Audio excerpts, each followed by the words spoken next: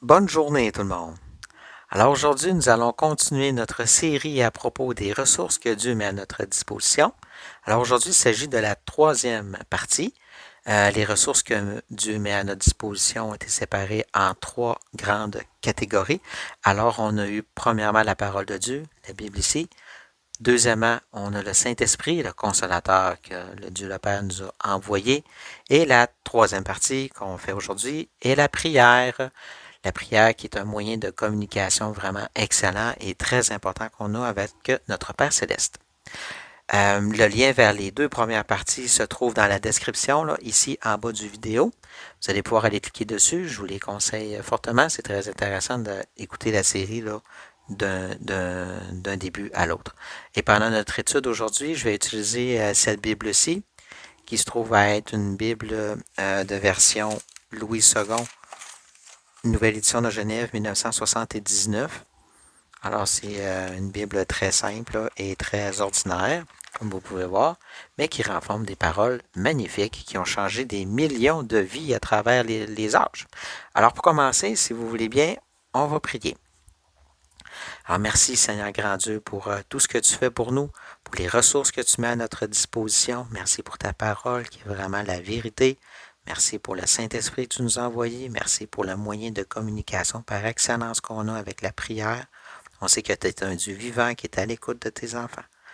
Seigneur grand Dieu, c'est toi qui mérites toute louange, tout honneur, toute gloire, toute adoration. C'est toi qui es le roi des rois, le créateur du ciel et de la terre. On se soumet à ta volonté, Seigneur.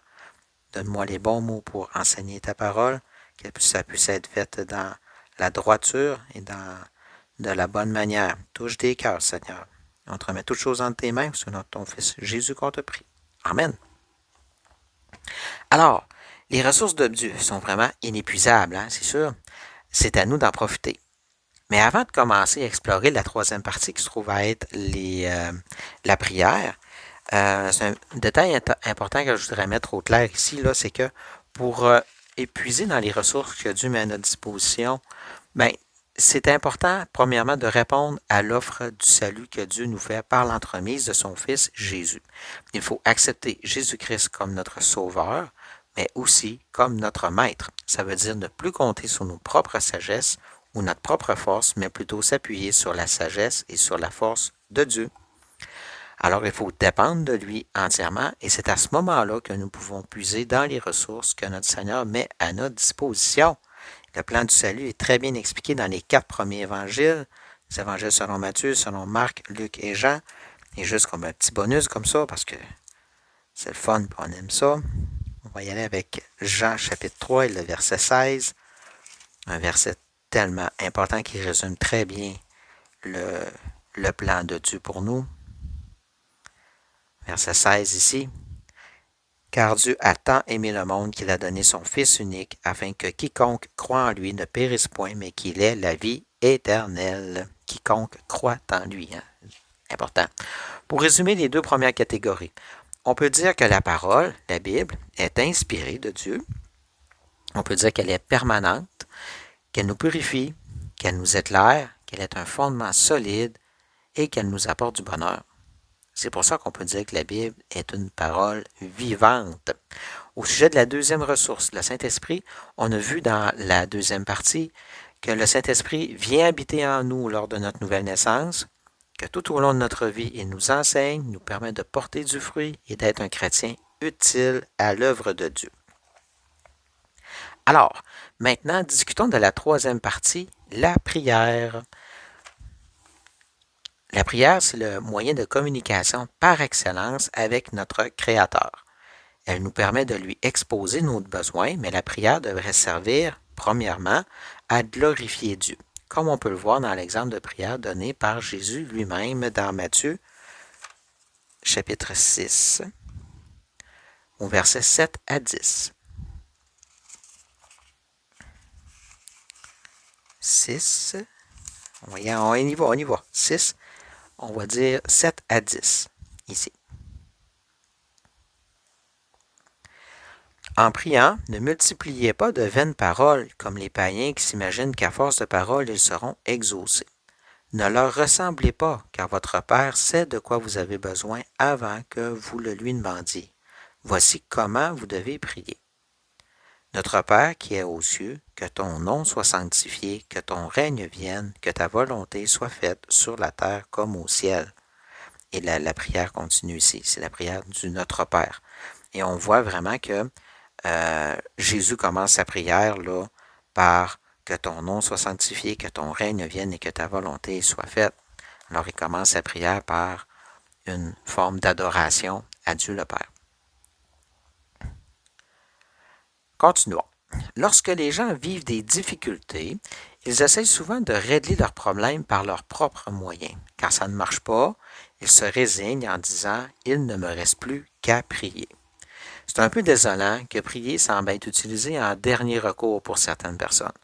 Le réflexe d'un chrétien devrait plutôt être de prier en premier et d'agir par la suite. Demander conseil à notre Père céleste nous évite bien des difficultés, des embûches et des détours. On va aller voir 1 Jean, première épître de Jean, oui, chapitre 5. Et on va lire les versets 14 à 15.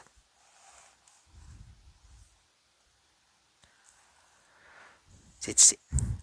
Nous avons auprès de lui cette assurance que si nous demandons quelque chose selon sa volonté, il nous écoute.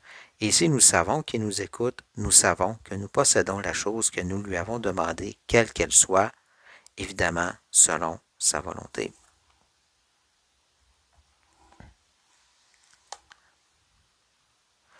Et nous avons la certitude que notre Seigneur entend la prière des justes. Allons voir dans le livre des psaumes, les psaumes qui est comme un genre de recueil de chants, on pourrait dire recueil de chants, et on va aller voir le psaume numéro 34 et on va lire le verset 16 qui est ici. Les yeux de l'Éternel sont sur les justes et ses oreilles sont attentives à leurs cris. Alors on peut voir que les oreilles de l'Éternel sont vraiment attentives aux cris des justes. Il ne faut pas oublier que le plan de Dieu n'est pas notre plan. Il n'accordera pas automatiquement tout ce qu'on lui demande, aussi juste que l'on puisse être. Un bon exemple pour illustrer ce concept est la prière de Jésus dans le jardin de Gethsémani. Pour vous mettre en contexte, okay, on va aller voir, c'est dans Matthieu, vers la fin de Matthieu, fait que c'est au chapitre 26. On se rendre là, ça va être le verset 39. Matthieu 26, verset 39, qui va être ici. Alors, pour vous mettre un peu en contexte, là, quand Jésus est rendu dans le jardin de Gethsémani, c'est juste après avoir mangé avec ses disciples, la dernière scène.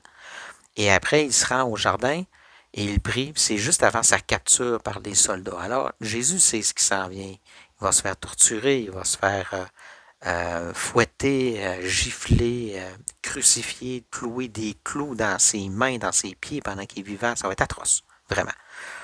Et Jésus sait que ça va faire mal, mais il veut faire la volonté de son Père. Alors, lisons le verset 39, si vous le voulez bien.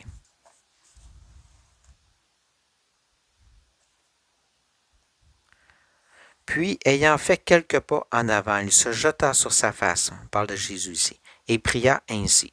Mon Père, s'il est possible que cette coupe s'éloigne de moi, toutefois, non pas ce que je veux, mais ce que tu veux.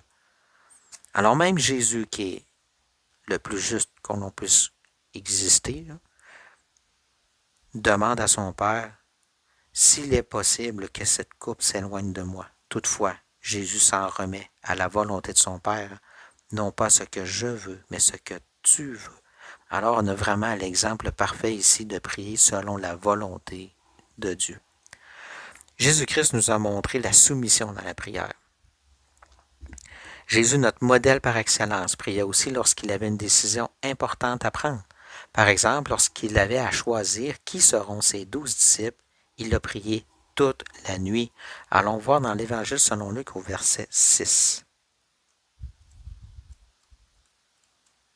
Verset 6, et on va lire verset 6, excusez, le chapitre 6, et on va lire les versets 12 et 13, ici juste en bas.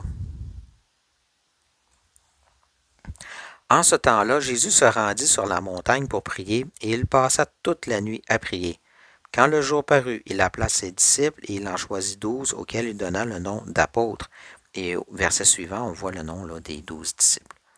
Alors Jésus vraiment a prié toute la nuit avant de prendre cette décision ultra importante de choisir ses 12 disciples. En lisant l'épître de Jacques, on voit qu'il faut prier avec foi sans douter et qu'il ne faut pas prier de manière égoïste. Allons voir livre de Jacques, chapitre 1.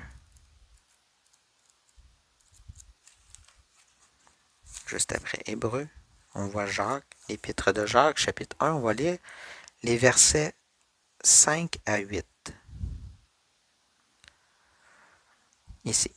Alors, si quelqu'un d'entre vous manque de sagesse, qu'il la demande à Dieu qui donne à tous simplement et sans reproche, et elle lui sera donnée, mais qu'il la demande avec foi, sans douter, car celui qui doute est semblable au flot de la mer agité par le vent et poussé de côté et d'autre.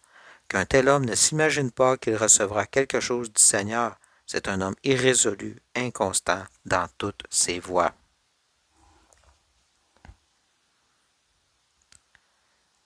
Et on peut lire dans Jacques 4, 3.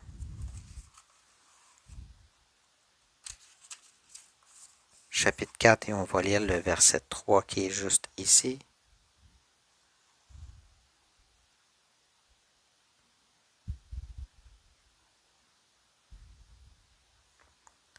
Vous demandez et vous ne recevez pas parce que vous demandez mal dans le but de satisfaire vos passions.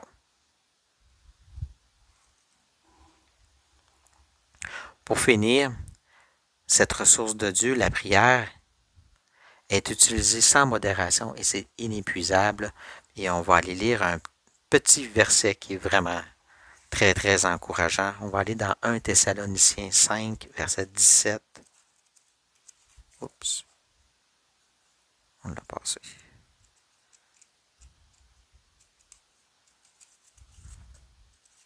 On va aller dans 1 Thessaloniciens 5, 17. Un tout petit verset de 3 mots. Priez sans cesse. Priez sans cesse. Ça, c'est sans arrêter. Tout le temps. Il faut avoir une communication constante avec notre Seigneur. Si on veut résumer rapidement, on peut dire que la prière est le moyen de communication par excellence pour parler avec notre Créateur, pour le louer, pour l'adorer, pour le glorifier, lui faire part de nos besoins. Notre Père céleste nous entend, mais il ne répondra pas toujours exactement selon nos demandes. Prions avec foi en gardant les pieds bien ancrés dans sa volonté. Alors c'est tout pour aujourd'hui. En attendant, fortifiez-vous dans la parole de Dieu et n'oubliez pas de vérifier tout ce que vous entendez, incluant même ce que je vous ai dit aujourd'hui, en les comparant avec les Écritures dans la Bible, comme il est écrit dans Actes 17, 11. C'est important pour votre croissance personnelle. Je vous souhaite une belle fin de journée à tous et que Dieu vous bénisse. Merci.